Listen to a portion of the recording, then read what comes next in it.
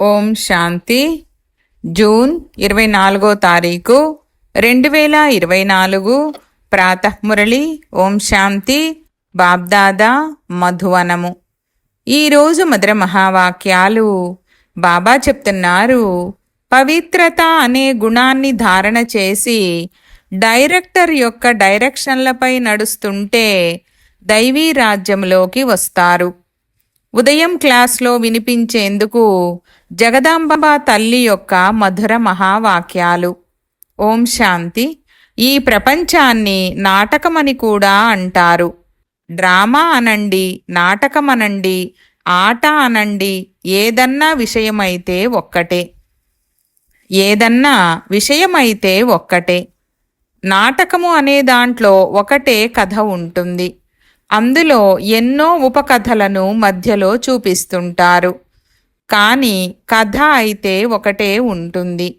అదేవిధంగా ఇది అనంతమైన విశ్వ డ్రామా. దీనిని నాటకమని కూడా అంటారు. ఇందులో మనమందరము పాత్రధారులము. ఇప్పుడు మనము పాత్రధారులము కావున ఈ నాటకము గురించి పూర్తిగా తెలిసి ఉండాలి. ఏ కథతో ఇది ప్రారంభమవుతుంది, మన ఈ పాత్ర ఎక్కడి నుండి ప్రారంభమైంది మరియు ఎక్కడ పూర్తవుతుంది, అంతేకాక అందులో ఎప్పటికప్పుడు ఏ ఏ పాత్రధారులకు ఎలాంటి పాత్ర ఉంటుంది, మరియు ఈ నాటకానికి డైరెక్టర్ క్రియేటర్ ఎవరు, మరియు ఈ నాటకంలోని హీరోయిన్ల పాత్ర ఎవరిది అన్న ఈ అన్ని విషయాలకు సంబంధించిన నాలెడ్జ్ ఉండాలి. ఊరికే నాటకమని అనినందువలన పని జరగదు. నాటకమని అన్నప్పుడు ఆ నాటకంలో మనము పాత్రధారులము కూడా.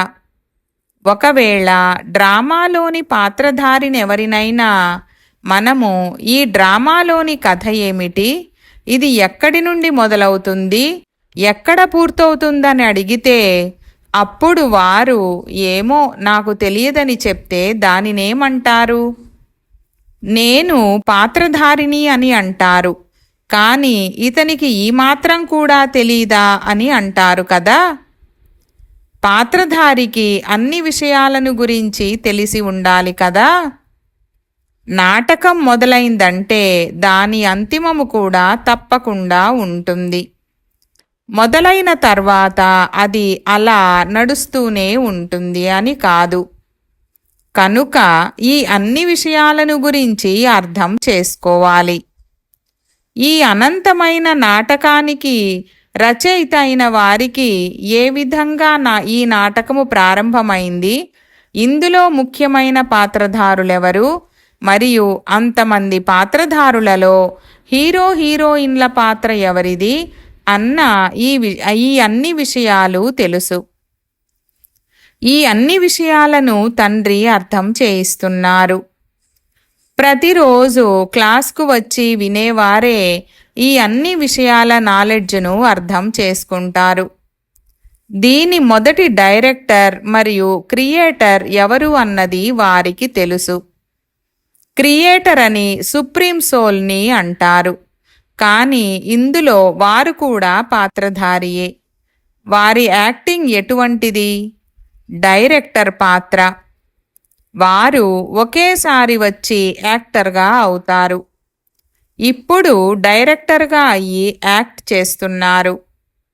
ఈ నాటక ప్రారంభాన్ని నేను చేస్తానని వారంటారు. ఎలా చేస్తారు? పావనంగా చేయబడిన సత్యయుగ ప్రపంచం ఏదైతే ఉందో, దేనినైతే కొత్త ప్రపంచమని అంటారో ఆ కొత్త ప్రపంచాన్ని నేను రచిస్తాను. ఇప్పుడు మీరందరూ ఎవరైతే పవిత్రతను ధారణ చేసి డైరెక్టర్ యొక్క డైరెక్షన్లపై నడుస్తున్నారో ఆ పాత్రధారులందరూ ఇప్పుడు పావనంగా అవుతున్నారు. మళ్ళీ ఈ పాత్రధారుల ద్వారానే అనేక జన్మల చక్రము తిరుగుతుంది. ఇప్పుడు పవిత్రంగా అయిన మనుషులు మరుసటి జన్మలో దైవీ రాజ్యములోకి వెళ్తారని తండ్రే అర్థం చేయిస్తారు. ఆ రాజ్యము 2 యుగాలుగా సూర్యవంశము చంద్రవంశముగా నడుస్తుంది. తర్వాత ఆ సూర్యవంశీ చంద్రవంశీ పాత్రధారుల పాత్ర ఎప్పుడైతే పూర్తవుతుందో అప్పుడు మళ్ళీ కాస్త కిందకు దిగుతారు, అనగా వామ మార్గములోకి వస్తారు. ఆ తర్వాత ఇతర ధర్మాల వారి టర్న్ వస్తుంది. ఇబ్రహీం, బుద్ధుడు, క్రైస్ట్ ఈ ధర్మస్థాపకులందరూ నెంబర్ వారుగా వచ్చి తమ తమ ధర్మాన్ని స్థాపన చేస్తారు. మరి నాటకంలోని కథ ఎక్కడి నుండి మొదలైందో, ఎక్కడ పూర్తయిందో చూడండి. దాని మధ్యలో వేరే వేరే ఉపకథలు ఎలా నడుస్తాయి అన్న ఈ వృత్తాంతాన్నంతా కూర్చొని అర్థం చేయిస్తారు. ఇప్పుడు ఈ నాటకము పూర్తయ్యేదుంది. ఆ నాటకమైతే 3 గంటలలో పూర్తవుతుంది. కానీ ఈ నాటకం పూర్తవ్వడానికి 5000 సంవత్సరాలు పడుతుంది. అందులో ఇప్పుడు ఇంకా కొన్ని సంవత్సరాలే మిగిలి ఉన్నాయి. అందుకు ఇప్పుడు ఏర్పాట్లు జరుగుతున్నాయి. ఇప్పుడు ఈ నాటకము పూర్తయిన తర్వాత మళ్ళీ అదే రిపీట్ అవుతుంది. కనుక ఈ మొత్తము వృత్తాంతమంతా బుద్ధిలో ఉండాలి. దీనిని జ్ఞానమని అంటారు. ఇప్పుడు చూడండి, తండ్రి వచ్చి కొత్త భారత్ను, కొత్త ప్రపంచాన్ని తయారు చేస్తున్నారు. భారత్ కొత్తగా ఉన్నప్పుడు ఇంత పెద్ద ప్రపంచముగా ఉండేది కాదు. ఇప్పుడున్నది పాత భారత్. కనుక ప్రపంచము కూడా పాతదైపోయింది. తండ్రి వచ్చి భారత్ను అవినాశీ ఖండముగా చేస్తారు. మన దేశము ప్రాచీనమైనది.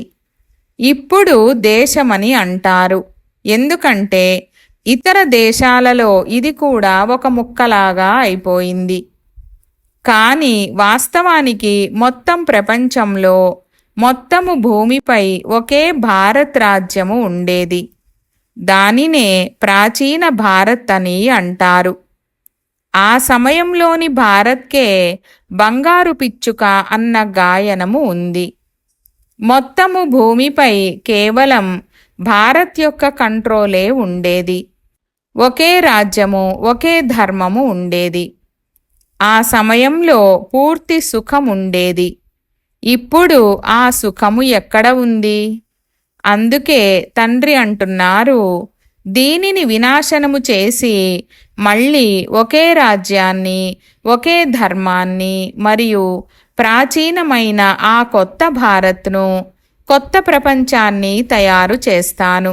అర్థమైందా?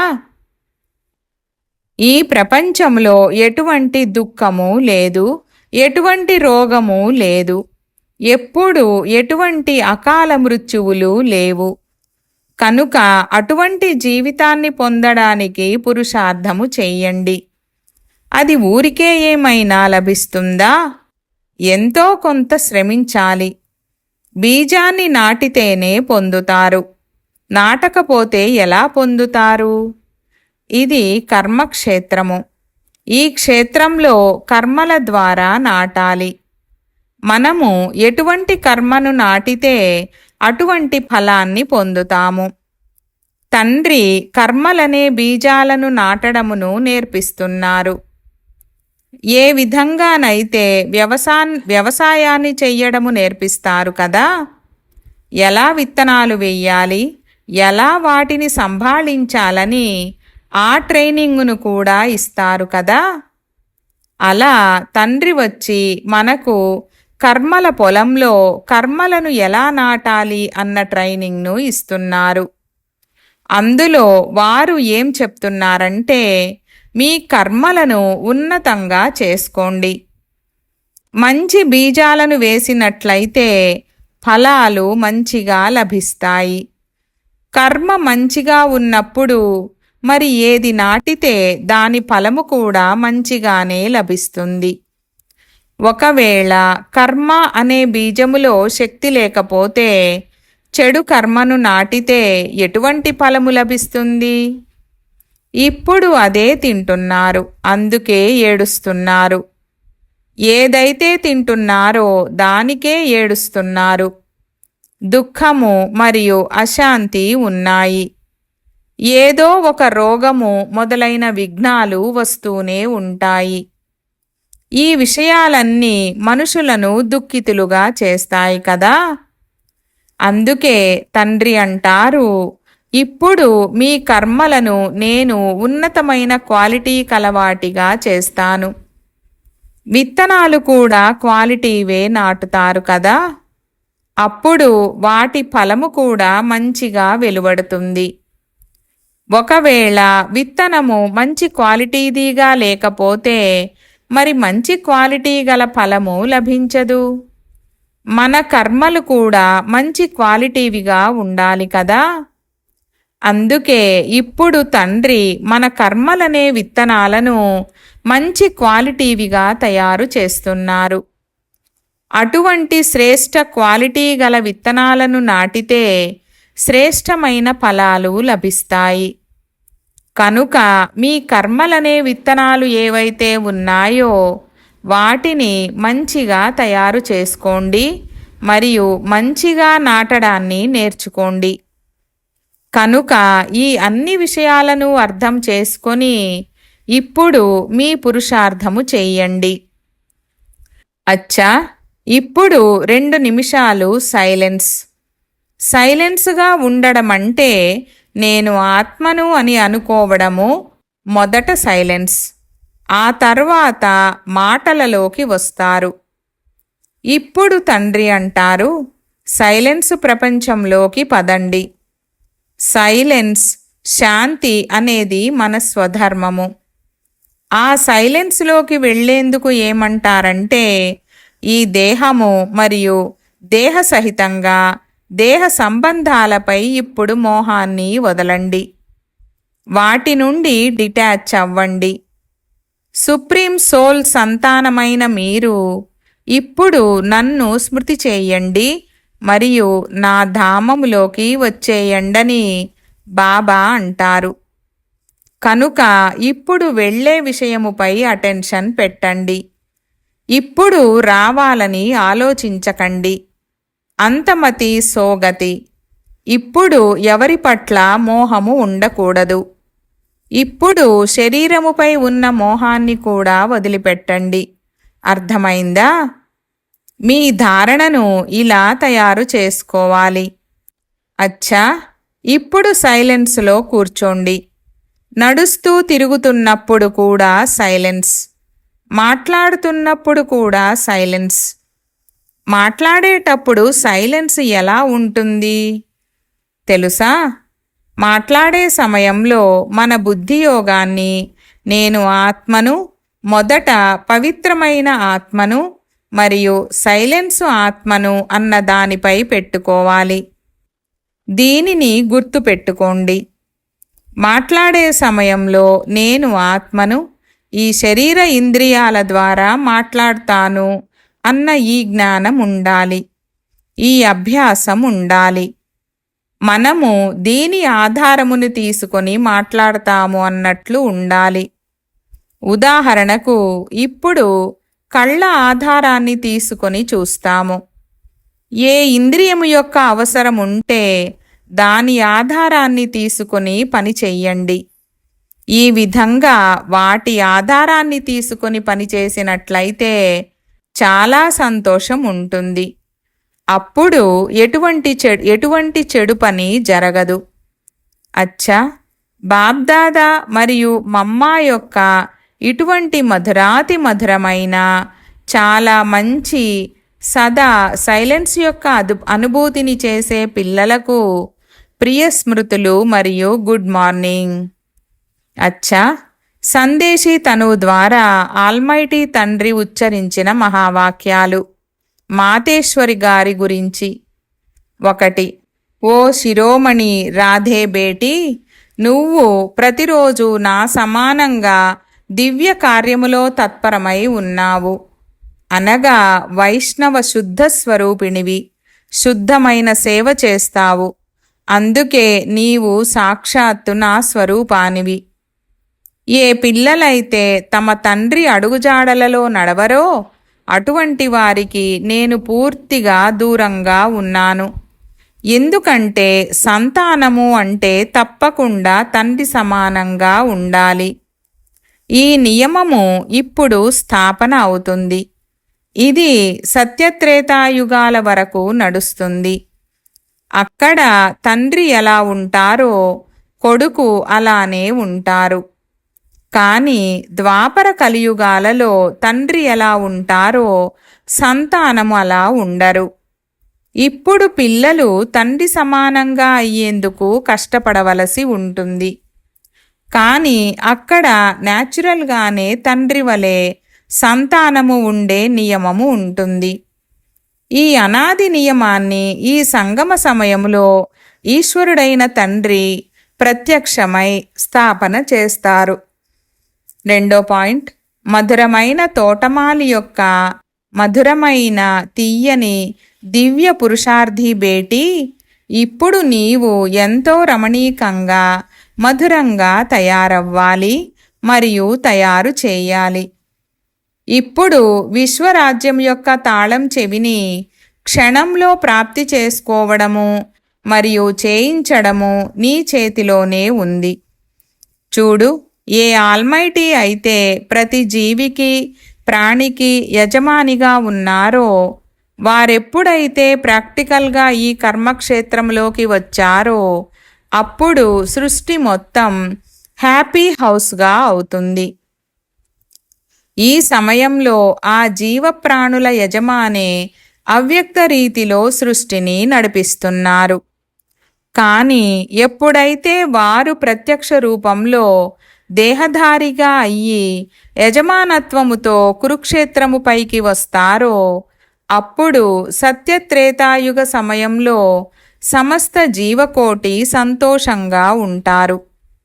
అక్కడ సత్యము యొక్క దర్బారు తెరిచి ఉంటుంది. ఎవరైతే ఈశ్వరీయ సుఖాన్ని పొందడానికి పురుషార్థం చేశారో వారికి అక్కడ సదా కొరకు సుఖం ప్రాప్తిస్తుంది. ఈ సమయంలో సమస్త జీవకోటికి సుఖం యొక్క దానం లభించదు. పురుషార్థమే ప్రారబ్ధాన్ని ఆకర్షిస్తుంది. ఎవరికైతే ఈశ్వరుడితో యోగం ఉంటుందో వారికి ఈశ్వరుని ద్వారా సంపూర్ణ సుఖము యొక్క దానం లభిస్తుంది. 3. ఓహో, నీ ఈశ్వరీయ శక్తి యొక్క రంగును చూపించి ఈ ఆసురీ ప్రపంచాన్ని వినాశనం చేసి దైవీ ప్రపంచాన్ని స్థాపన చేసే శక్తివి నీవే. ఆ తర్వాతే ఇతర శక్తులందరి మహిమ వెలువడుతుంది. ఇప్పుడు ఆ శక్తి నీలో నిండుతుంది. నీవు సదా నీ ఈశ్వరీయ బలము మరియు ఆత్మికత అనే హోదాలో ఉండు. అప్పుడు సదా అపారమైన సంతోషం ఉంటుంది. నిత్య హర్షిత ముఖము, నేను ఎవరికి చెందిన దానిని, నాది ఎంతటి సౌభాగ్యము, నాది ఎంతటి గొప్ప పదవి అన్న నష నీకు ఉండాలి. ఇప్పుడు నీవు ముందుగా స్వయం యొక్క స్వరాజ్యాన్ని పొందుతావు. ఆ తర్వాత సత్యయుగంలో యువరాజుగా అవుతావు. మరి ఎంత నష ఉండాలి? నీ ఈ భాగ్యాన్ని చూసుకొని సంతోషంలో ఉండు. నీ అదృష్టాన్ని చూసుకో. దాంతో ఎంత లాటరీ లభిస్తుంది? ఓహో, నీదెంత శ్రేష్టమైన అదృష్టము! ఈ అదృష్టంతో వైకుంఠ లాటరీ లభిస్తుంది. అర్థమైందా? లక్కీయెస్ట్ దైవీ పుష్పమైన బచ్చి. 4. ఈ మనోహరమైన సంగమ సమయంలో స్వయంగా నిరాకార పరమాత్మ సాకారములోకి వచ్చి ఈ ఈశ్వరీయ ఫ్యాక్టరీని తెరిచారు. ఇక్కడ ఏ మనిషైనా తనలోని వినాశీ చెత్తను ఇచ్చి అవినాశీ జ్ఞానరత్నాలను తీసుకోవచ్చు. ఈ అవినాశీ జ్ఞానరత్నాల కొనుగోలు అతి సూక్ష్మమైనది. దీనిని బుద్ధితో కొనుగోలు చేయవలసి ఉంటుంది. ఇదేమీ స్థూలమైన వస్తువు కాదు. ఇది ఈ నయనాలకు కనిపించేది కాదు. ఇది అతి సూక్ష్మమైనది, గుప్తమైనది, కనిపించనిది. కనుక దీనిని ఎవ్వరూ దోచుకోలేరు. ఇటువంటి సర్వోత్తమమైన జ్ఞాన ఖజానా ప్రాప్తించడం ద్వారా అతి నిస్సంకల్ప సుఖదాయక అవస్థ ఏర్పడుతుంది.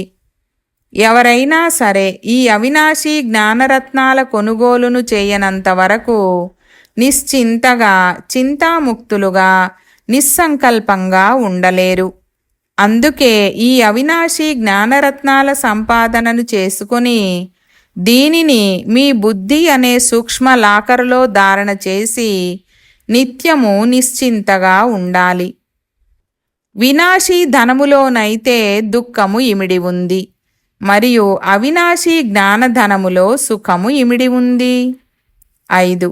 ఎలా అయితే సూర్యుడు సాగరములోని నీటిని ఆకర్షిస్తాడో ఆ నీరు మళ్ళీ ఎత్తైన పర్వతాలపై వర్షిస్తుందో అలాగే ఇది కూడా డైరెక్టుగా ఈశ్వరుని ద్వారా వర్షం కురుస్తుంది. శివుని జటాజూటముల నుండి గంగ వెలువడిందని అంటారు. ఇప్పుడు వీరి ముఖ కమలం ద్వారా జ్ఞాన అమృతధార వర్షిస్తుంది. దీనినే అవినాశి ఈశ్వరీయ ధార అంటారు. ఈ ధార ద్వారా భగీరథ పుత్రులైన మీరందరూ పావనంగా అమరులుగా అవుతున్నారు. ఇది కిరీటధారులుగా తయారు చేసే అద్భుతమైన మండలి.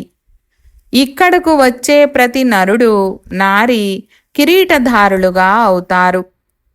ప్రపంచాన్ని కూడా మండలి అని అంటారు. మండలి అనగా స్థానము. ఇప్పుడు ఈ మండలి ఎక్కడ ఉంది? ఓం ఆకారములో అనగా మనము స్వధర్మములో స్థితమై ఉన్నాము మరియు మొత్తం ప్రపంచమంతా స్వధర్మాన్ని మర్చిపోయి ప్రకృతి ధర్మములో స్థితి అయి ఉంది. శక్తులైన మీరేమో ప్రకృతిని మర్చిపోయి మీ స్వధర్మములో స్థితులై ఉన్నారు. 6. ఈ ప్రపంచంలో మనుషులందరూ నిరాకారుడైన ఈశ్వరుణ్ణి స్మృతి చేస్తారు. వారిని ఈ నయనాలతో చూడలేదు కూడా. ఆ నిరాకారుడిపై వారికి ఎంతటి అమితమైన ప్రేమ ఉంటుందంటే వారంటారు, ఓ ఈశ్వరా, నీలో నన్ను లీనం చేసుకో. కానీ ఎంత విచిత్రమంటే స్వయంగా ఈశ్వరుడు ఎప్పుడైతే సాకారంలో ప్రత్యక్షమవుతారో అప్పుడు వారిని గుర్తించరు. ఈశ్వరునికి ఎంతో ప్రియమైన భక్తులు ఏమంటారంటే, ఎక్కడ చూసినా అక్కడ నీవు కనిపిస్తున్నావు. అయితే వారు ఈ నయనాలతో చూడకపోయినా కానీ బుద్ధియోగముతో మాత్రము ఈశ్వరుడు సర్వత్రా ఉన్నట్లుగా భావిస్తారు. కానీ మీరు అనుభవంతో చెప్తారు, స్వయంగా నిరాకారుడైన ఈశ్వరుడు ప్రాక్టికల్గా సాకారంలో ఇక్కడకు విచ్చేసి ఉన్నారు. ఇప్పుడు సహజంగానే మీరు వచ్చి నన్ను కలుసుకోవచ్చని చెప్తున్నారు.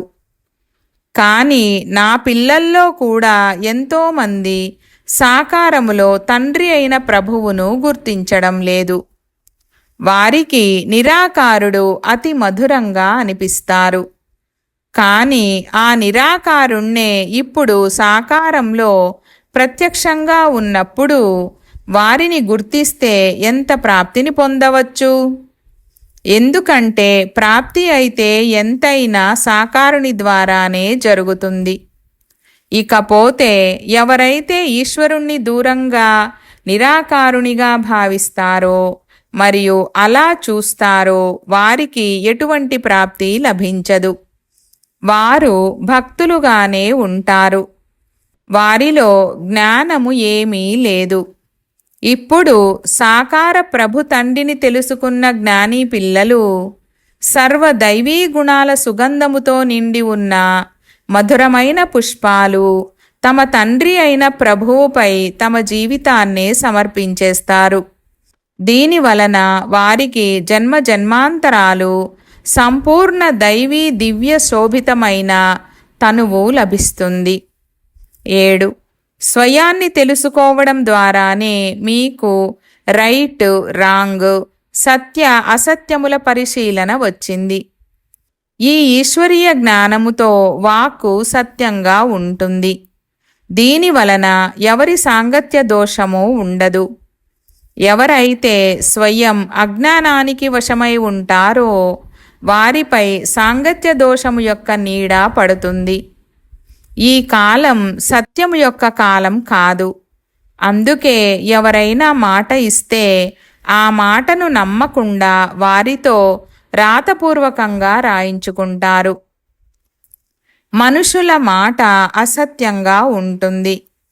ఒకవేళ సత్యత ఉంటే వారి మహావాక్యాలు పూజింపబడతాయి. ఉదాహరణకు చూడండి, డివైన్ ఫాదర్ యొక్క సత్యమైన మహావాక్యాల యొక్క శాస్త్రాలే తయారయ్యాయి.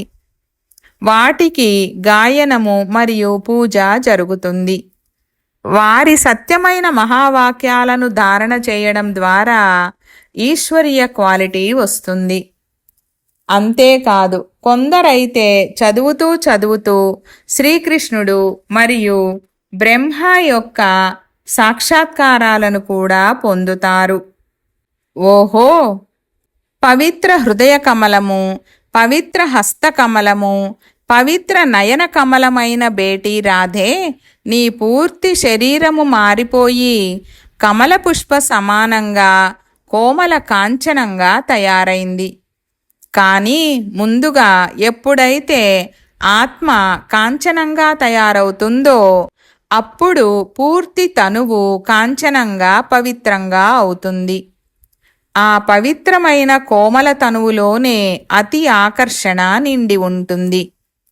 నీవు నీ తండ్రి అయిన పరమేశ్వరుని ద్వారా అజ్ఞానమనే మంటను ఆర్పి జ్ఞాన తేజస్సును వెలిగించి అతి శీతల స్వరూపిణిగా తయారయ్యావు. స్వయం శీతల స్వరూపిణిగా అయ్యి నీ తోటి వారికి కూడా ఇటువంటి సత్యమైన శీతలతను దానం చేయడానికి ఈ మనోహరమైన సంగమ సమయంలో నిమిత్తమయ్యావు.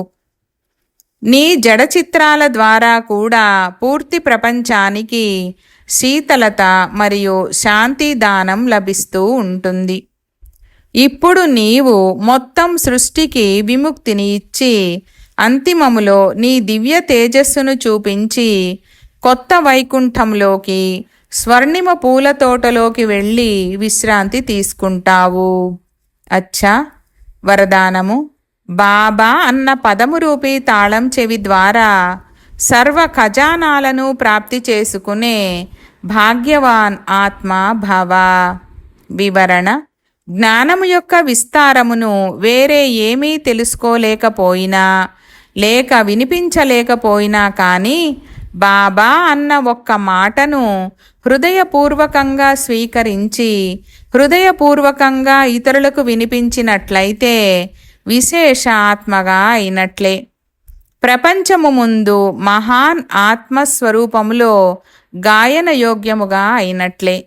ఎందుకంటే బాబా అన్న ఒక్క పదము సర్వ ఖజానాలు మరియు భాగ్యం యొక్క తాళం చెవి. తాళం చెవిని ఉపయోగించేందుకు విధి ఏమిటంటే హృదయపూర్వకంగా తెలుసుకోవటము మరియు స్వీకరించడము. హృదయపూర్వకంగా బాబా అని అన్నట్లయితే ఖజానాలు సదా హాజరై ఉంటాయి. స్లోగన్: బాబ్దాదాపై స్నేహము ఉన్నట్లయితే స్నేహములో పాత ప్రపంచమంతటిని బలిహారము చేసేయండి. ఓం శాంతి.